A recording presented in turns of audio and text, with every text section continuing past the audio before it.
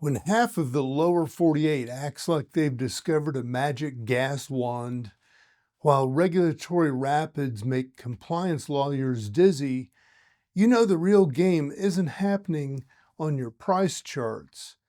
It's firing up behind the cabinet.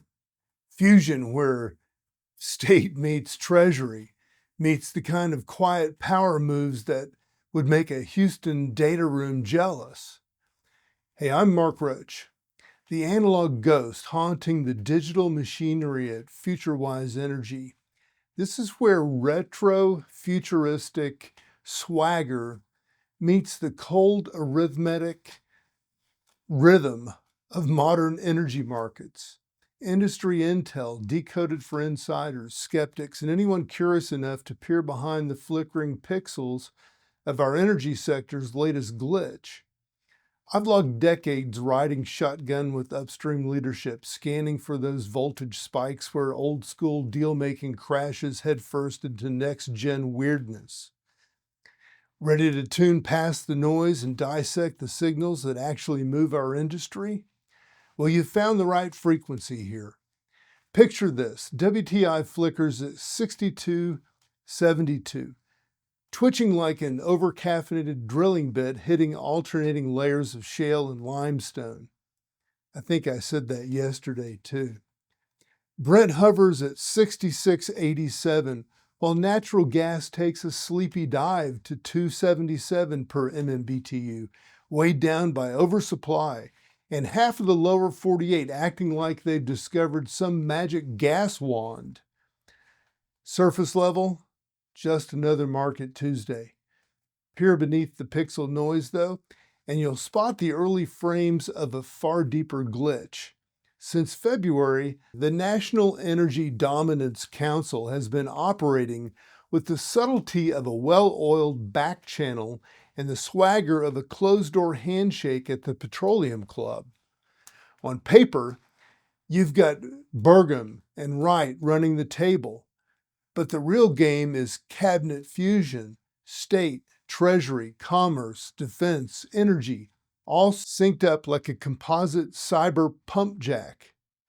And while Rex Tillerson is galaxies removed from this story's cast, I can't help but notice the foreign policy and geopolitics these days reek of cigar smoke-laced strategy chats from that echelon of seasoned oil barons and power-hungry private equity sharks who saw the chessboard just kind of like this.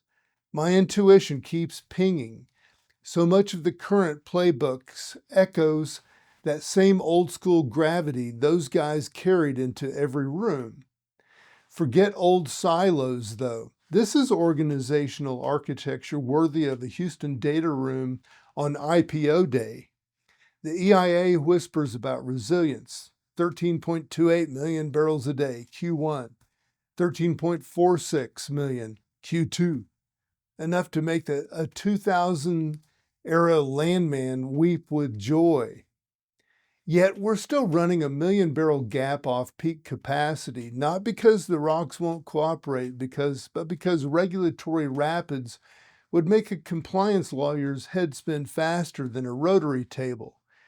It's less geology, more bureaucracy, the real price of admission being which levers to pull and when. Meanwhile, OPEC Plus flexes with 500,000 fresh barrels for September. Canada and Venezuela show up in the calculus like surprise guests at a glitchy disco party.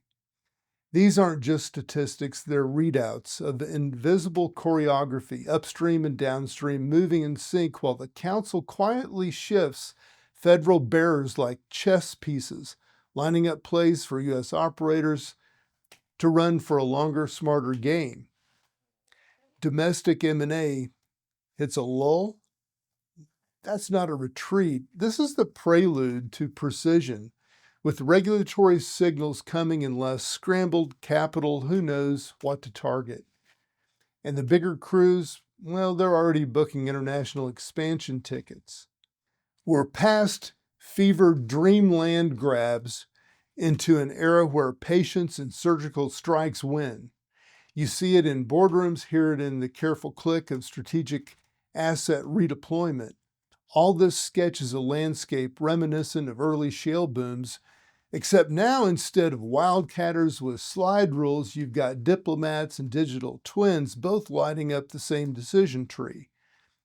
When the council nudges permitting and safety as two sides of the processing chip, you get grown-up energy policy, not another sugar rush.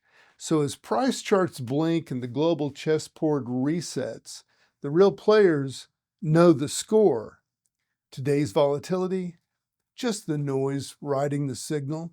The future belongs to those who can see the pattern behind the pixels, a system where America's upstream muscle, deep reserves, and diplomatic handshakes converge like a synthwave track bleeding into the next glitchy era. The future doesn't knock, it glitches in through the side channels. Tune out the surface noise, tune in the frequencies that matter. I'm Mark Roach with FutureWise Energy. Until next transmission, keep scanning for the next frame of disruption.